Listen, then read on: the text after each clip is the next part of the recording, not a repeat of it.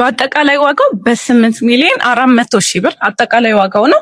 ባለ 3 መኝታ 93 ካሬ ከኦቪድ ሪል ስቴት እየተገነባ የሚገኘው ሳይታችን በቅድመ ክፍያው ደግሞ 840,000 ብር ማለት ነው። 93 ካሬ ነው።